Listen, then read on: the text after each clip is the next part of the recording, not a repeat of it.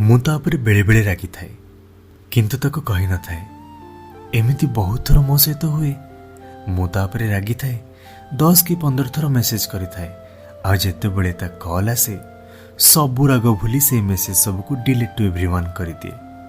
କାରଣ ମୁଁ ଚାହେଁନି ମୋ ରାଗ ପାଇଁ ତା ମନ ଦୁଃଖ ହଉ। କିନ୍ତୁ ସତ କଥା ହେଉଛି ମୁଁ ରାଗିଥାଏ ତାରି ପାଇଁ। ଏଇ ଯେମିତି ଫୋନ୍ କରିବାକୁ କହିକି ଭୁଲି ଯାଇଥିବ, ଠିକ୍ ସମୟରେ ଖାଇନଥିବ, ଜାଣିଶୁଣି ନିଜ ଦେହ ଖରାପ କରିବ। ଜାନ୍, କାହିଁକି ତୁମେ ଏମିତି ହୁଅ? ଗୋଟେ କଥା ମନେ ରଖ, ତୁମକୁ ମୁଁ ବହୁତ ଭଲ ପାଏ। ସେଇଥିପାଇଁ ତୁମ ଦେହ ଖରାପ ହେଲେ ମୋତେ କଷ୍ଟ ହୁଏ। ମୋତେ କଷ୍ଟ ହେଲେ ତୁମକୁ କ'ଣ ଭଲ ଲାଗେ କି?